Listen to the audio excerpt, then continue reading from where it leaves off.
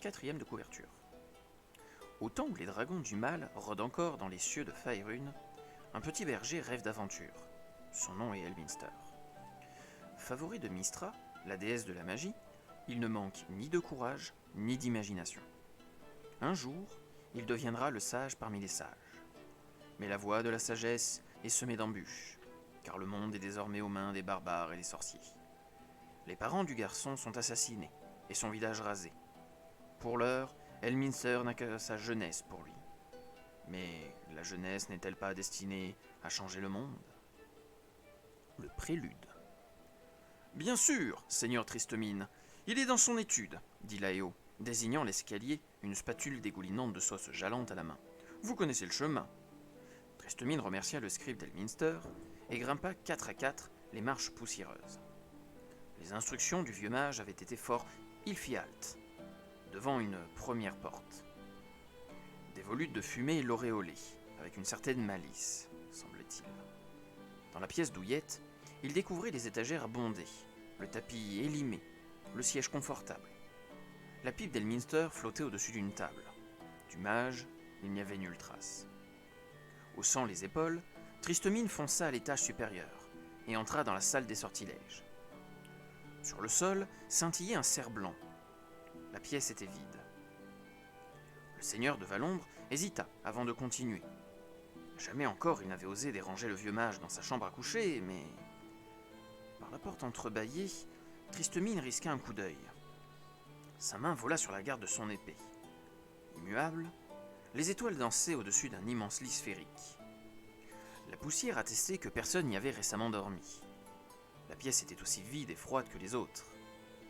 À moins de s'être rendu invisible ou transformé en grimoire, Elminster n'était pas dans sa tour. La nuit qui hérissait, le seigneur scruta les lieux. Le mage pouvait être n'importe où, ou en des mondes dont seuls les dieux, et lui-même, connaissaient l'existence. Tristemine fronça les sourcils, puis il haussa les épaules. Après tout, hormis les 7 sœurs, qui, dans les royaumes, pouvaient se vanter de connaître les plans d'Elminster ou son passé. À propos, d'où venait l'illustre mage ? Avait-il jamais été jeune ? Comment était le monde alors ? Perdu dans ses réflexions, le seigneur de Valombre descendit rejoindre Laéo. Devenir un formidable enchanteur avait dû être exaltant. Prologue. L'heure du jeté de manteau avait sonné. La déesse Shahar drapait sa cape noire sur le monde. La journée avait été fraîche, la nuit promettait clarté et froideur. Les dernières heures du crépuscule jouaient dans la chevelure d'une cavalière venue de l'ouest. Ses grands yeux, aux sourcils arqués, brillaient d'une vive intelligence, détonnant avec sa mine sage et réservée. Était-ce la force de sa personnalité ou sa beauté ? Mais la plupart des hommes n'osaient pas regarder plus loin que les tresses couleur miel brun encadrant un joli visage au teint laiteux. Les reines lui enviaient sa beauté. Et pourtant, ce soir-là, la tristesse se lisait dans ses yeux. Au printemps, des incendies avaient ravagé la contrée. La luxuriance de la forêt de Halangorn n'était plus qu'un souvenir. Quelque part au nord, un loup hurla. Un autre lui répondit, plus après. La cavalière n'en eut cure. Des patrouilles armées jusqu'aux dents sillonnaient la région. L'eût-on vu galoper ainsi qu'on n'aurait pas été au bout de ses surprises. Sous sa cape, claquant au vent, aucune lame ne battait son flanc. Une patrouille l'aurait jugée folle, ou prise pour une sorcière, et aurait tiré aussitôt l'épée.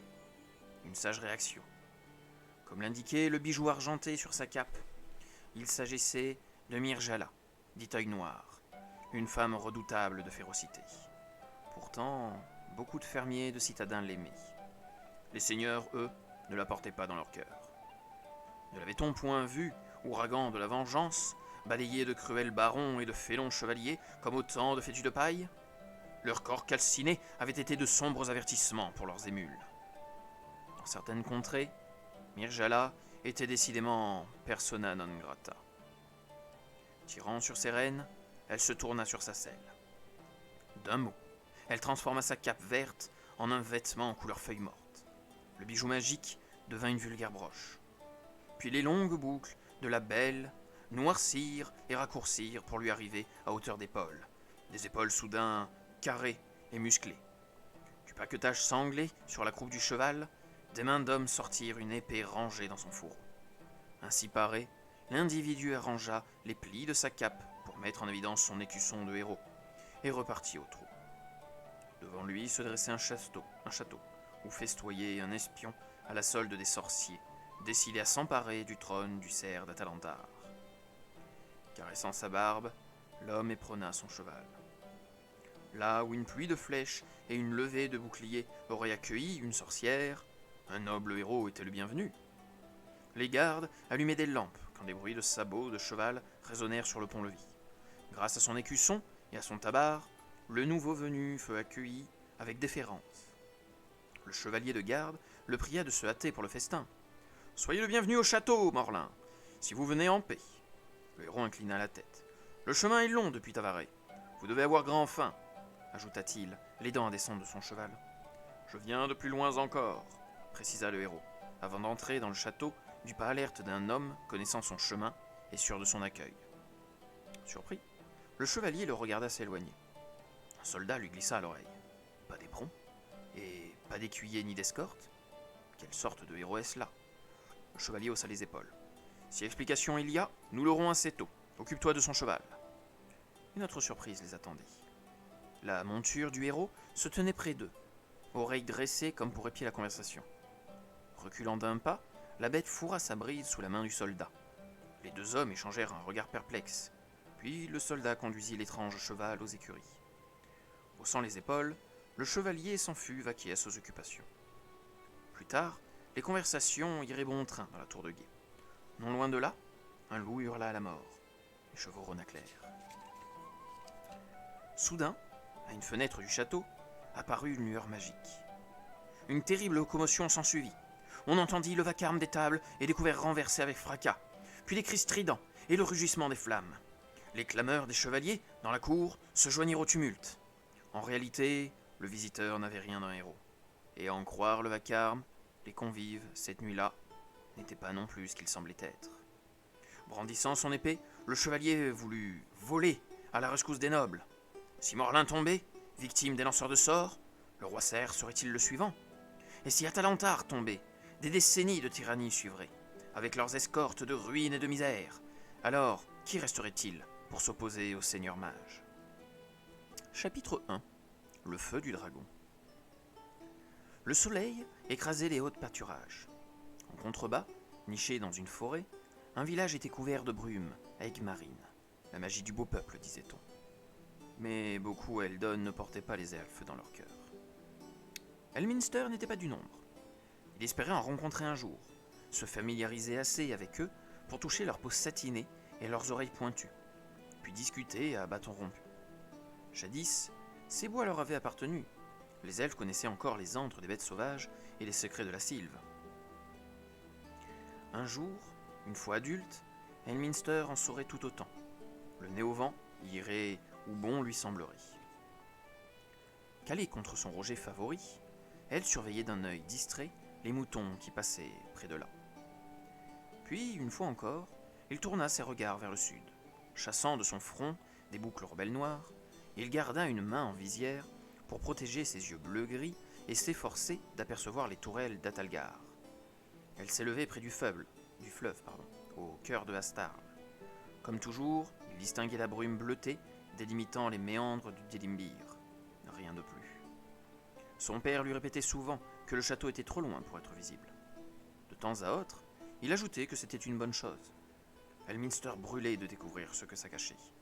Sur certains sujets, son père ne desserrait pas les lèvres. Pressé de questions par un adolescent trop curieux, il se contentait de fixer son intense regard gris sur lui. Le jeune homme abhorrait les secrets, du moins ceux qui lui échappaient.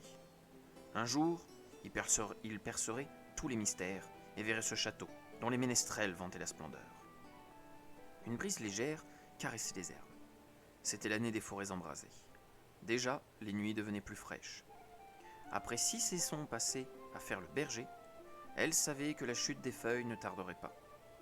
Il resserra sur ses épaules son juste au corps de cuir, jadis propriété d'un garde forestier. Sous une pièce rapportée, dans le dos, se voyait encore la déchirure causée par la flèche, elle fixe selon d'aucuns, qui avait ôté la vie aux malheureux. Sensible au parfum d'aventure qui s'en dégageait, Elminster portait le vieux vêtement avec panache. Une ombre insolite lui fit lever les yeux. Il y eut un appel d'air. Elminster bondit, et vit, immense dans les nues, des ailes comparables à celles d'une chauve-souris, qui propulsait une créature de la taille d'une maison, de longues pattes pliées sous un ventre interminable, un cou reptilien, terminé par une gueule aux petits yeux luisants de cruauté et des crocs aiguisés, hauts comme un homme. Un dragon. Il fondait sur le berger pétrifié. Quelqu'un chevauchait le monstre. Elminster croisa le regard malveillant du grand Dracosir, et il fut hypnotisé. Les griffes lacérèrent le roc, produisant un crissement de pierres fendues et une gerbe d'étincelles. Debout, le monstre faisait 2 fois la taille de la plus haute tour du village. Un battement d'aile assourdissant catapulta Elminster au milieu des moutons bêlants de terreur. Une épaule froissée, le berger sentit que sa panique était contenue par un mur invisible. Quelque chose bouillait dans ses veines. La magie. Il se releva. Elminster avait toujours espéré être témoin d'un prodige. Au lieu de l'euphorie dont il avait rêvé, il découvrit qu'il détestait ça. Son corps ne lui obéissait plus. La colère et la peur le prirent à la gorge.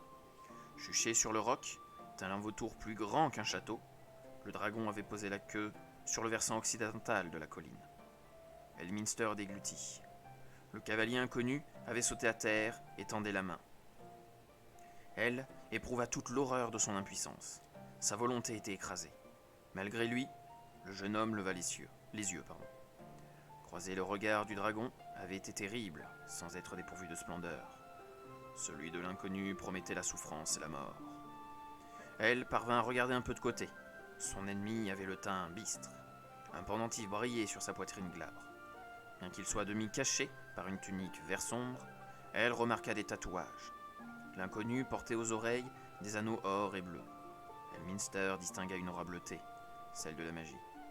Son père l'avait imploré de ne jamais mentionner son don de détection.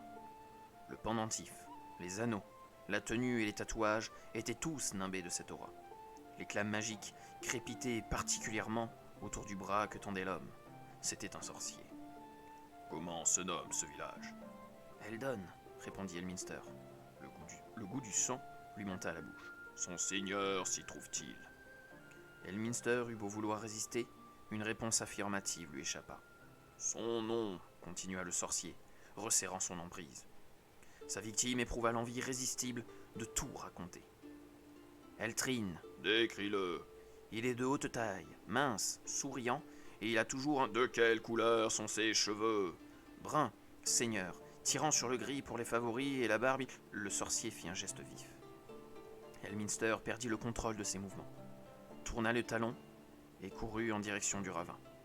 Trébuchant dans les herbes folles, il s'accrochait à sa maigre victoire. Il avait eu la vérité. Eltrine était son père. Une maigre consolation, en vérité. Quand il plongea contre sa volonté, le vide parut l'avaler. Le vent siffla à ses oreilles. Dans son écrin de brume, Atalantar semblait un véritable joyau. Tandis qu'il tombait, Elminster sentit l'emprise du sorcier disparaître. Il chercha le moyen de sauver sa vie.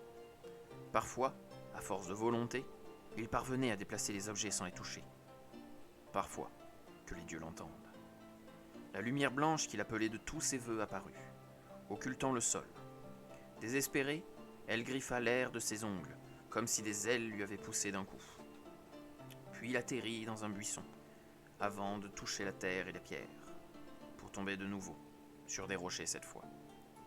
Elle en eut le souffle coupé. Les dieux et les déesses le gardent. Le brouillard blanc s'estompa. Au-dessus du miraculé retentit un horrible craquement. Quelque chose d'humide le dépassa et alla s'écraser au fond du ravin. Du sang vermeil constella les roches. Le soleil se voila. Elminster fit le mort. Ses bras, ses côtes et sa hanche droite lui faisaient un mal de chien. Le sorcier allait-il descendre, s'assurer de son trépas ? Une cuisse de mouton entre les dents, le dragon vola au-dessus du berger. Quand il refit un passage, 2 moutons pendaient dans ses pattes. Elminster se sentait de plus en plus mal. Il s'agrippa au roc. Un claquement d'ailes sinistre, le dragon revient à la charge. Immobile, le cou tordu, Elminster ouvrit la bouche et écarquilla les yeux, les tournant vers le ciel. Le sorcier jeta un dernier regard au gisant, en contrebas, d'un puissant coup de rein. Le dragon orienta son vol et fondit sur Eldon, avec un cri de mort. Elminster se remit debout et descendit au fond de l'abîme. S'écorchant les doigts sur les arêtes des rochers, il ne ménagea pas sa peine. Une peur atroce lui nouait les tripes. Quand il atteigna son but et surplomba son village, il avait encore assez de souffle pour hurler à gorge déployée. Une femme cria. Aussitôt, le vacarme des forges cessa. Les sourcils froncés, Eltrine Omar bondit pour attraper son épée et sortit dans la rue. Le plus vieux trésor d'Atalantar, l'épée du lion, vibrant de puissance magique, étincela au soleil. Comme toujours, Eltrine la sentait assoiffée de sang. Meuglant d'effroi, les villageois dévalaient la rue principale. Eltrine se tourna vers la haute forêt, d'où montait une étrange fumée. Des brigands? Des orques? Une menace venue des bois? Brandissant l'épée, l'objet principal de son orgueil, il remonta la rue, à contre-courant d'une foule livrée à la panique, et à son tour, il fut gagné par la peur. Au bout de la rue, il découvrit le sinistre. Son cottage, dévoré par les flammes. Amrital, lâchait-il, aveuglé par les larmes. Il se disait volontiers que cette fille de bûcheron avait dû user de sorcellerie pour prendre dans ses filets un des princes d'Atalantar les plus populaires. Mais Eltrine aimait Amrital, et il était payé de retour. Il regarda leur foyer partir en fumée, devenu le bûcher funéraire de sa bien-aimée. Les joues ruisselantes de larmes, le prince sentit la colère l'étouffer. « Qui a commis ce crime ?» tonna-t-il. Son cri indigné se répercuta dans les échoppes et les logis déserts. Le crépitement des flammes lui répondit, avant qu'éclate un rugissement à faire trembler les murs. Sous ses bottes, les pavés vibrèrent. Relevant la tête, il vit planer, avec une méprisante nonchalance, un vieux dragon rouge aux écailles tirant sur le noir. Un homme, un sorcier à n'en pas douter, chevauchait le monstre. Bâton au poing. Pour Eltrine, ça ne pouvait signifier qu'une chose. Tout cela était l'œuvre de son frère aîné, Bélor. Eltrine avait été le favori de leur père, s'attirant ainsi la haine éternelle de son frère. C'était à Eltrine que le roi avait remis l'épée du lion. C'était tout ce qui restait de lui à présent. Et la lame enchantée lui avait rendu de fiers services. Quand le prince releva la tête, ce fut pour voir sa mort, toutes ailes déployées. Portant l'épée du lion à ses lèvres pour y poser un baiser, il invoqua le visage de son fils, encadré par une masse de cheveux noirs. Elminster, avec sa nature taciturne et grave, qu'expliquait peut-être le secret de sa naissance, car l'enfant avait des pouvoirs que les dieux accordaient à de rares élus. Peut-être avait-il des projets pour cet adolescent singulier. S'accrochant à ce mince espoir, Eltrine murmura « Vis, mon fils, vis pour venger ta mère et rendre son honneur au trône du cerf. Entends-moi. » Dévalant une colline, Elminster s'adossa à un arbre, le souffle court. Un murmure résonna à ses oreilles. Eltrine avait recours à une particularité de l'épée magique, que son fils lui avait vu utiliser une fois, quand Amrital s'était perdu dans une tempête de neige. Le garçon comprit ce que signifiait ce message. Eltrine affrontait la mort. « Je viens, père !» hurla-t-il. Il reprit sa course, sachant qu'il n'arriverait pas à temps. Eltrine Omar se préparait à mourir comme il seyait à un prince. L'ignorant, le dragon poursuivait la foule. Avec ses dards magiques, le sorcier répandait la mort à plaisir. Puis il concentra ses foudres vers l'impudent qui osait le défier. Contre toute attente, l'épée absorba l'énergie. Le prince vit le sorcier pivoter sur sa selle et froncer les sourcils. L'épée brandie pour le défier, Eltrine le maudit. Une nouvelle tentative se solda par le même échec. L'épée rougeoya sous l'afflux d'énergie. Elle dominait les sortilèges, mais pas le feu des dragons. « Ô Mystra, fais que mon garçon en réchappe, supplia-t-il, quand le dragon fondit sur lui. Veille à ce qu'il garde assez de bon sens pour fuir loin d'ici. » Le dragon rouge cracha le feu. Eltrine Omar leva son épée, avant d'être englouti par un déluge de flammes. Elminster déboula dans la rue principale de Eldon et vit les cadavres carbonisés des pauvres gens surpris dans leur logis. La gorge nouée, il fit quelques pas avant de s'immobiliser. À quoi bon se hâter quand le village entier n'est plus que ruine? À l'autre bout, une épaisse fumée montait dans le ciel. Elminster comprit que son foyer était réduit en cendres. Le dragon était parti. Le jeune homme restait seul, au milieu des morts. Il eut beau fouiller les décombres, il n'y avait plus âme qui vive. De sa mère ou de son père, il ne trouva nulle trace. Or, il n'avait pas pu fuir. Puis le berger trébucha sur la garde à demi fondue de l'épée du lion. Les mains tremblantes, il la retira d'un tas de cendres. Le feu de la magie ne n'aimait plus les restes carbonisés de la lame. Elle la serra contre son sein. Le monde vacilla. À genoux dans les cendres, il pleura longtemps. Quand il revint à lui, le soleil se couchait. Les pavés glacés sous sa joue l'avaient tiré de son hébétude. La nuit tombait sur la haute forêt. Non loin de là, des hurlements de loups déchirèrent le silence. Le jeune homme devait partir avant que les carnassiers viennent se repaître des cadavres. Il leva l'épée vers le ciel. « Je tuerai ce sorcier !» jura-t-il entre ses dents. « Et je vous vengerai, même si je dois y perdre la vie. Entendez-moi, mon père et ma mère, j'en fais le serment. » Comme pourrait lui répondre, un loup hurla. Tandis que l'orphelin s'éloignait, Séluné se leva sur Eldon, nimbant les ruines d'une lueur sinistre. Elminster s'enfuit, sans un regard en arrière. L'adolescent avait trouvé refuge dans une grotte où il jouait souvent à cherche-ogre avec les autres gamins. Réveillé en sursaut, il tendit l'oreille. On avait parlé, tout près. Aucune trace de raid. Personne n'a été passé au fil de l'épée, dit une voix grave. S'efforçant de sonder les ténèbres, Elminster ne bougea plus. Les maisons ont pris feu spontanément en ce cas, fit une autre voix, sarcastique. Et les autres se sont effondrées parce qu'elles étaient fatiguées de tenir debout. Suffit, Bellard. Il n'y a aucun survivant, et ce n'est pas l'œuvre des soldats. Il n'y a pas eu de pillage non plus. Le prédateur utilise le feu pour détruire, et renverse des maisons sur son passage. Un dragon, suggéra un troisième larron. Un dragon? Et personne n'aurait rien vu? En amont et en aval du Delimbir, il se passe plus d'une chose que tu ne remarques jamais, Ballard. De quoi d'autre pourrait-il s'agir? Un sorcier? Entendu. Mais lequel serait assez puissant en l'occurrence? Si vous avez d'autres hypothèses, je vous écoute. En attendant, nous sortirons à l'aube et nous resterons près de la forêt, à tout hasard. Non, je refuse de me cacher comme une vieille femme pendant que d'autres ramasseront à pleine main l'or et l'argent. Je t'en prie, Bellard, ne te gêne pas. Moi, je demeure ici. Oui, avec les moutons. En effet, ainsi tu pourras peut-être manger autre chose que du villageois grillé. Un grognement dégoûté et un gloussement ponctuèrent cette déclaration. Oh, ma raison, comme toujours, belle. À présent, allons-y. Si tu le traites comme un ami le devrait, au lieu de l'attaquer sans cesse, il nous en aura accommodé quelques morceaux juteux d'ici peu. Qu'en dis-tu, Home? La voix la plus grave répondit. Je ne vous promets rien. Si vous trouvez un chaudron, ayez le bon sens de le prendre. Ainsi, je nous jetterai de bons ragoûts. Tu n'imagines pas que je m'encombrerai d'un tel ustensile au lieu de rapporter de l'or et des lames bien trempées, bougonna Bellard. Bougre d'abruterie, rien ne t'empêchera de fourrer tes larquins dans mon ustensile, comme tu dis. De nouveaux rires se firent entendre. Il te tient, Vel, une fois de plus. Filons. Il y eut des raclements de bottes. Des pierres roulèrent devant l'entrée de la grotte. Puis le silence retomba.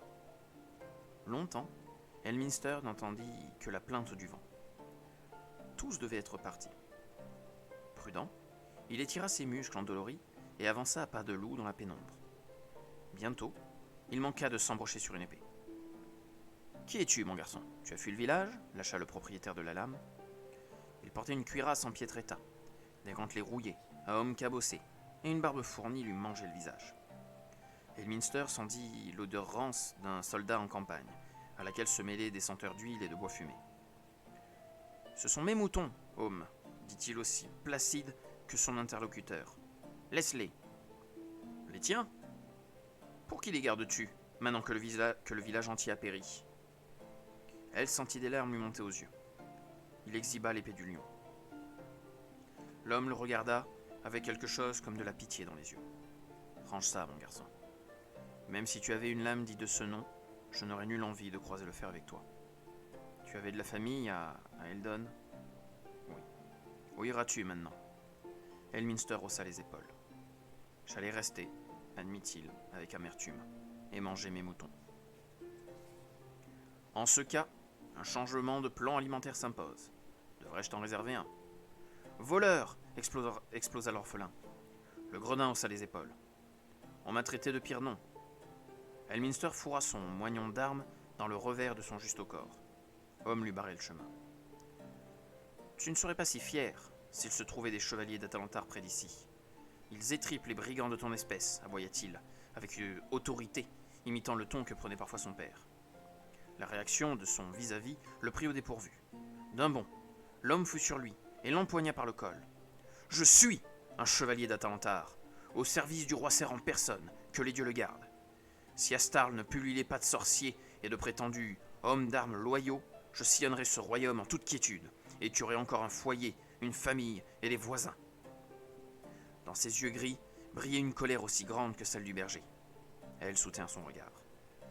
« Si tu es un vrai chevalier, lâche-moi. »« Très bien, mon garçon. Pourquoi ?» Elminster ressortit l'épée paternelle. « La reconnais-tu » Homme blêmit. L'épée du lion. Elle devrait être dans le tombeau d'Udgrael.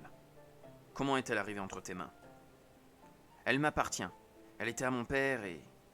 je crois qu'il a péri hier soir, en la pointant contre l'ennemi. Homme et lui se toisèrent du regard. Qui est cet Udgrael? Pourquoi devrait-il être enterré avec l'épée de mon père? Homme le regarda, comme si 3 têtes venaient de lui pousser, une couronne posée sur chacune.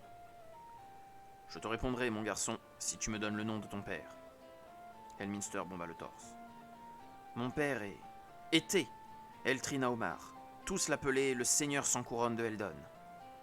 Oh, Moketa, n'en parle à personne, tu m'entends? Pourquoi? Je sais que mon père était important. Un sorcier armé de 2 bâtons l'a tué. Il chevauchait un dragon rouge sombre. Je ne les oublierai jamais. Un jour, le chevalier sourit. Qu'est-ce qui t'amuse tant? Demanda elle embarrassée. Assieds-toi. Remettant son épée au fourreau, l'homme prit à sa ceinture une flasque de métal. Veux-tu boire une gorgée? Elminster prit conscience qu'il mourait de soif. Promets de répondre à mes questions et de ne pas m'oxyre. Homme le regarda avec quelque respect. Tu as ma parole, celle de Homme Pierre Lame, chevalier du trône de Ser. Tu auras tes réponses si tu me dis ton nom.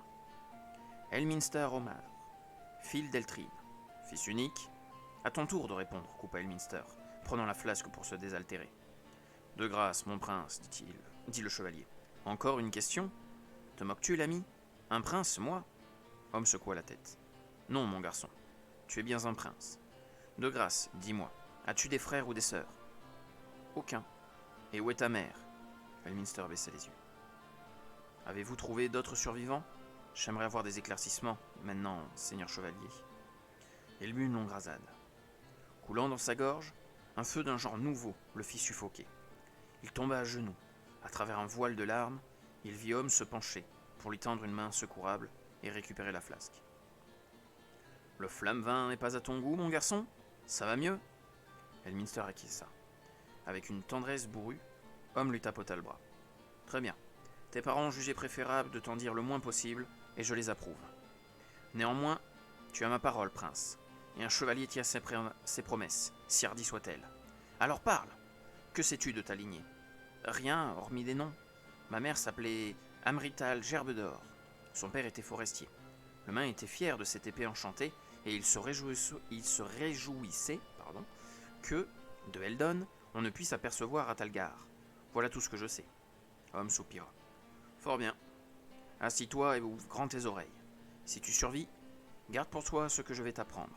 De nos jours, à Atalantar, les sorciers traquent les seigneurs de ton rang. Je sais, fit Elminster amer. Pardon, mon prince. J'oubliais. Atalantar s'appelle le royaume du Ser en raison d'Udgrael à Omar, le roi Ser. C'était un puissant guerrier, ton grand-père. Je m'en doutais. En ce cas, pourquoi ne suis-je pas vêtu de riches atours et à l'abri dans quelques salles d'Atalgar? Homme sourit. Tu es aussi vif que ton grand-père, mon garçon, et tu as arrêté de sa volonté de fer. Udgrael était mon suzerain. De ma vie, Je n'ai vu pareille fine lame. Il a trouvé la mort lors d'un affrontement contre des orques près de Jander. C'était pendant l'année des grandes gelées. Beaucoup d'entre nous ont péri cet hiver-là. Udgrael était vieux. Après le trépas de la reine Cinderelle, il n'attendait plus qu'une occasion de mourir, les armes à la main. Udgrael laissait son royaume à ses 7 fils. Il n'avait pas de fille. Le regard perdu dans les profondeurs de la grotte, Homme revit d'autres lieux et d'autres visages. Des 7 princes, 5 étaient dévorés d'ambition. Des hommes cruels et implacables. Félodar, notamment, s'intéressait à l'or par-dessus tout et serait allé en chercher au bout du monde si nécessaire. Ses frères préférés restaient à Atalantar. Quant aux 2 derniers, l'un était trop jeune et timide pour inquiéter qui que ce soit. L'autre, Eltrine, se montrait de tempérament pondéré et équitable. Aux intrigues de cour, il préférait la vie à la ferme. Il s'y retira pour épouser une roturière. Nous avons pensé qu'il renonçait ainsi à ses droits sur la couronne. Lui aussi, à mon avis. Ses frères se sont battus pour contrôler le royaume. On a écrit des ballades sur les fameux princes querelleurs d'Atalantar.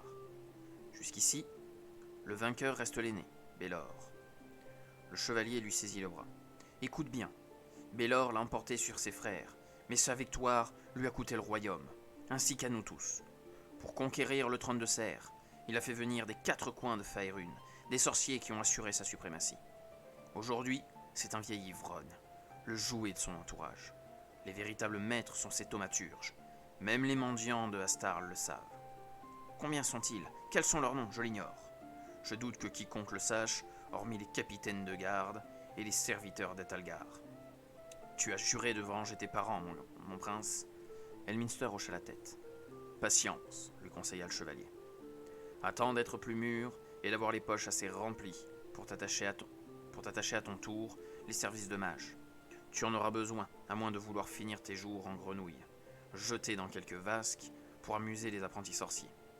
Ils se sont unis pour exercer le vieux... Putain, alors, excusez-moi, les noms, ça va être dur à dire. Ils se sont unis pour exercer le vieux... Chandrath. Bon, on va dire Sandras. Ils se sont unis pour exercer le vieux Sandras, un archimage. Il aura fallu détruire la tour Dracosir, pierre par pierre. Mais ils ont réussi. Il y a 2 ans de cela. Et ceux qu'ils ne pouvaient éliminer grâce au grimoire, ils les passaient au fil de l'épée, ou les empoisonnaient, comme ce pauvre Teskin, le magicien de la cour. C'était un des amis les plus chers et les plus fiables d'Udgarel.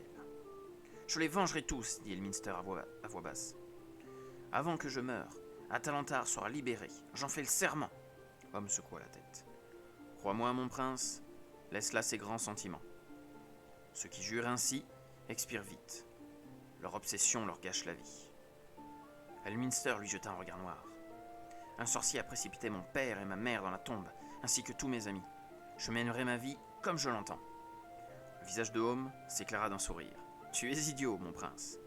Un homme avisé quitterait Atalantar pour ne plus jamais y remettre les pieds, et ne jamais plus parler du passé, de sa famille, ou de l'épée du lion à âme qui vive.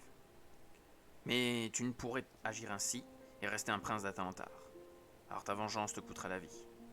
Au moins, écoute-moi, et temporise avant de laisser Faerûn apprendre que tu as survécu. Du moins, si tu ne veux pas qu'un seigneur mage t'élimine comme on écrase un moucheron.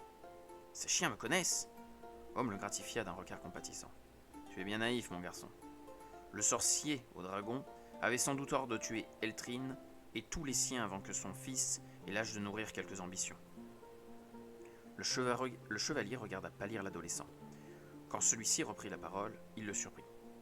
Sir Home, donnez-moi le nom de ces seigneurs mages et je vous laisse mes moutons. Le chevalier partit d'un grand rire. Ma foi, je ne les connais pas tous, et mes compagnons s'empareront tôt ou tard de tes moutons. Voici les noms de tes oncles. L'aîné, ton pire ennemi, est Bélor. À 29 ans, c'est une brute épaisse et vociférante.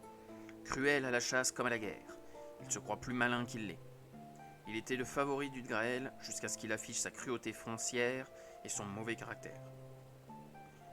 Il y a 6 ans, il s'est proclamé roi. Beaucoup, en amont et en aval du dieu d'Imrir, ne le reconnaissent pas comme tel.